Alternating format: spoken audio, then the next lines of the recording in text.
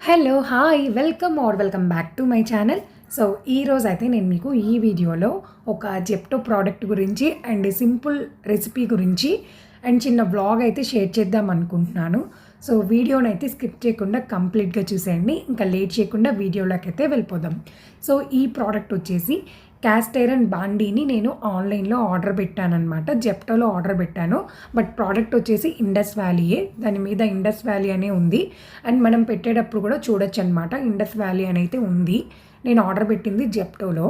And దీని cost and details అన్నీ కూడా నేను మీకు లింక్ షేర్ చేస్తాను. డిస్క్రిప్షన్‌లో అండ్ కమెంట్ సెక్షన్‌లో లింక్ అయితే పెడతాను. మీకు డీటెయిల్స్ కావాలనుకుంటే చెక్ చేయండి ఒకసారి. అండ్ దీనిలో ఏంటంటే మనకి ఏమేమి ఇచ్చారంటే తట్కా ప్యాన్ అండ్ ఒక బౌల్ అయితే ఇచ్చారు. అదే ఒక బాండీ అయితే ఇచ్చారు. ఈ బాండీని మనమే సీజనింగ్ చేసుకోవాలి. అండ్ తట్కా ప్యాన్ని కూడా మనం సీజనింగ్ చేసుకోవాలి. యాక్చువల్‌గా నేను అస్సలు అనుకోలేదనమాట ఇంత బాగుంటుంది ప్రోడక్ట్ అని. జనరల్‌గా నాకు ఫస్ట్ నుంచి క్యాస్ట్ ఐరన్ అంటే చాలా ఇష్టం. ఫస్ట్‌లో అంటే మా మ్యారేజ్ అయిన కొత్తల్లో 5 ఇయర్స్ బ్యాక్ నేను అల్యూమినియం బాండీ అయితే తీసుకున్నాను. బట్ అది డీప్ ఫ్రై చేయాలన్నా తర్వాత మళ్ళీ పల్లీలు ఇలాంటివి ఏదైనా వేయించాలన్నా చాలా ఎక్కువ టైం పడుతుంది. నాన్ స్టిక్ కూడా అంతే. నాన్ స్టిక్‌లో కూడా మనం పల్లీలు కొంచెం ఎక్కువ క్వాంటిటీని మనం చేయాలంటే ఎక్కువ టైమే పడుతుంది.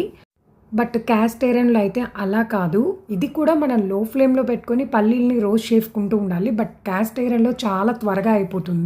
నేను అల్యూమినియము, నాన్ స్టిక్ ఫస్ట్‌లో వాడి ఆ తర్వాత నేను క్యాస్ట్ ఐరన్‌కి షిఫ్ట్ అయిపోయాననమాట. సో, అప్పుడు నాకు డిఫరెన్సెస్ అన్నీ అర్థమైనాయి. 4 ఇయర్స్ నుంచి అయితే నేను క్యాస్ట్ ఐరన్ బాండీ అయితే ఒకటి వాడుతున్నాను. అది కొంచెం దీనికంటే చిన్న సైజ్ అనమాట.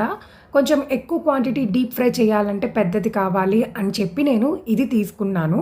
ఇది చాలా పెద్దదనమాట. అంటే మరీ పెద్దది కాదు, మరీ చిన్నది కాదు. పెద్దదనమాట. అంటే కొంచెం ఎక్కువ క్వాంటిటీ మనం కర్రీస్ చేసుకోవాలన్నా, పల్లి పట్టి, పల్లి లడ్డు ఇట్లా ఏవైనా మనం డ్రై రోస్ట్ చేసుకొని చేయాలన్నా దేనికైనా కొంచెం ఎక్కువ క్వాంటిటీ అయితే పడుతుంది. అండ్ దీంతో పాటే ఒక చిన్న తట్కా ప్యాన్ అయితే ఇస్తారు. అది కూడా బరువుగానే ఉంది. వెనక మనకి పట్టుకోవడానికైతే వుడెన్ హోల్డర్ లాంటిదైతే ఇచ్చారు. ఇది కూడా చాలా వెయిట్ ఉంది అండ్ క్వాలిటీ కూడా చాలా బాగుంది. సో, ఈ రెండింటిని ఇప్పుడు నేను ఒకసారి టిష్యూ పేపర్తో నార్మల్గా క్లీన్ చేసేసుకొని ఆ తర్వాత కొంచెం లైట్‌గా ఆయిల్ వేసి రెండింటిని సీజనింగ్ అయితే చేస్తున్నాను. సో, అలా ఆయిల్ అప్లై చేసేసి ఒక డే అంతా వదిలేసాననమాట. మామూలుగా మనం క్యాస్ట్ ఐరన్ బాండీలనే కానీ, క్యాస్ట్ ఐరన్‌వి దోస పెనం కానీ, ఇట్లా మనం ఏది యూజ్ చేసినా కానీ దానికి ఉండే ఆయిల్‌ని అలానే ఉంచేసి నెక్స్ట్ టైం వాడేటప్పుడు క్లీన్ చేసుకోవడం కానీ, లేదంటే వెంటనే క్లీన్ చేసేసి తర్వాత మళ్ళీ ఆయిల్‌తో సీజనింగ్ చేయడం కానీ చెయ్యాలి. క్యాస్ట్ ఐరన్ అయితే బరువు ఎక్కువే ఉంటుంది. బట్ హెల్తీ కూడా. క్యాస్ట్ ఐరన్ వల్ల మనకి చాలా అడ్వాంటేజెస్ అయితే ఉన్నాయి. ఇది హెల్తీ ప్లస్ త్వరగానే మనం రెసిపీస్‌ని చేసేయొచ్చు అండ్ టేస్ట్ బాగుంటుంది. అండ్ ఇంకోటి ఏంటంటే ఇది మనం ఎన్నేళ్ళైనా వాడుకోవచ్చు అనమాట. ఒక్కసారి ఇన్వెస్ట్ చేస్తే మనం ఎన్నేళ్ళైనా వాడుకోవచ్చు. అండ్ మీలో ఎవరైనా ఇంతకుముందు అల్యూమినియం నాన్ స్టిక్ వాడి తర్వాత క్యాస్ట్ ఐరన్‌కి షిఫ్ట్ అయిన వాళ్ళు ఎవరైనా ఉంటే నాకు కమెంట్ సెక్షన్‌లో కమెంట్ చేయండి. నాకు నా ఒపీనియన్ ప్రకారం నేను ఇన్వెస్ట్ చేయాలంటే క్యాస్ట్ ఐరన్‌కి కానీ లేదంటే స్టీల్‌కి మాత్రమే ఇన్వెస్ట్ చేస్తాను. ఇంకా రిమైనింగ్ వాటికి నాకు ఇన్వెస్ట్ చేయాలి అని అనిపించదు. అండ్ ఇంకా సీజనింగ్ అయితే కంప్లీట్ చేసేసాను. సో, ఇంకా ఒక 1 డే అలానే వదిలేసి తర్వాత మళ్ళీ నీట్‌గా స్క్రబ్బర్‌తో బాగా క్లీన్ చేసుకోవాలి. క్లీన్ చేసిన తర్వాత ఇంకా దాంట్లోనే నేను కర్రీస్ కొంచెం ఎక్కువ క్వాంటిటీలో పులిహార ఇట్లా చేయాలనుకుంటే దాంట్లో చేయొచ్చనమాట. నేనైతే ఇలా యూజ్ చేస్తున్నాను. మీరు నమ్మరు, నేను ఈ తట్కా ప్యాన్ కోసం అంటే ఆన్లైన్‌లో కాకుండా బయట ఎక్కడైనా కొనాలి అని చెప్పి చాలా చోట్ల చూశాను. స్టీలు, అల్యూమినియము, ఐరన్ తప్ప క్యాస్ట్ ఐరన్ నాకు అస్సలు దొరకలేదు. ఓన్లీ ఈ ఆన్లైన్‌లో మాత్రమే దొరికింది నాకు. అది ఇండస్ వ్యాలీలో.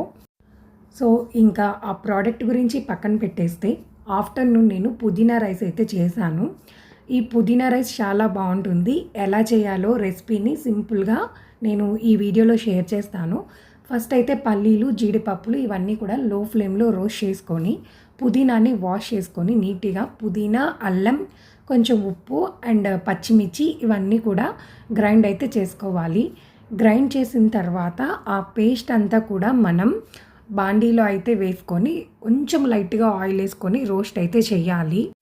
కొంచెం మనం పుదీనాని గ్రైండ్ చేసినప్పుడు లైట్‌గా వాటర్ ఏసుకుంటాం గదా! సో, ఆ వాటర్ అంతా కూడా ఇలా కొంచెం ఉడుకుతున్నట్టుగా వస్తది. మరీ ఎక్కువ వాటర్ పోయాల్సిన అవసరం లేదు. కొంచెం వేసేసి అదంతా కూడా కొంచెం మనకి ఒక పేస్ట్ లాగా రావాలి. కొంచెం గట్టిగా పికిల్‌లాగా రావాలనమాట. సో, ఇలా వచ్చిన తర్వాత ఇంకా మనం వైట్ రైస్‌ని రెడీగా ఉడికించేసుకొని తర్వాత మనం కొంచెం చల్లారిన తర్వాత ఈ పుదీనా పేస్ట్ ఉంది గదా! అదంతా కూడా దానిలో కలిపేసేసి పల్లీలు అండ్ జీడిపప్పు కూడా మొత్తం మిక్స్ చేసేసి కొంచెం ఉప్పైతే యాడ్ చేసుకొని ఇంకా తినడం అనమాట. టేస్ట్ అయితే చాలా బావుంటుంది. పుదీనా రైస్‌ని మనం రకరకాలుగా చేసుకోవచ్చు. బట్ నాకు ఈ రకంగా చేస్తేనే టేస్ట్ బాగా నచ్చుతుంది. పుదీనా ఆకు ఫ్లేవర్ అంతా తెలుస్తదనమాట నాకు ఇలా చేసుకుంటేనే. అండ్ ఇంకా పుదీనా రైస్ తినేసిన తర్వాత ఆఫ్టర్‌నూను మేము నర్సరీకైతే వచ్చాము. మొక్కలు కొనడానికైతే కాదు. మట్టి తీసుకుందాం అనుకుంటున్నాననమాట. ఒక 100 రూపీస్‌కి ఒక బస్తా నిండా మట్టయితే కొనుక్కున్నాను. అండ్ తర్వాత పాలకూర విత్తనాలైతే తీసుకున్నాను. నా ప్రీవియస్ వీడియోలో నేను ఇంట్లోనే మెంతి ఆకుని మనం ఎలా పెంచాలి అనేదైతే షేర్ చేశాను. డిస్క్రిప్షన్ కానీ, కమెంట్ సెక్షన్‌లో కానీ నేను లింక్ షేర్ చేస్తాను. ఒకసారి చెక్ చేయండి. అండ్ ఇంకా మేము బస్తాని ఇంటికైతే తీసుకొచ్చేసామనమాట. ఇంటికొచ్చిన తర్వాత ఆ మట్టితో నేను ఏం చేశాను, ఏమేమి నాటాను అనేది నా అప్‌కమింగ్ వీడియోస్‌లో నేను నా ఛానల్‌లో షేర్ చేస్తాను. సో, వీడియోస్‌నైతే మీరు స్కిప్ చేయకుండా ఖచ్చితంగా చూడండి. మరిన్ని అప్డేట్స్ కోసం అయితే బెల్ ఐకాన్ క్లిక్ చేయండి. Thank you for watching. See you soon in my next video. Bye bye.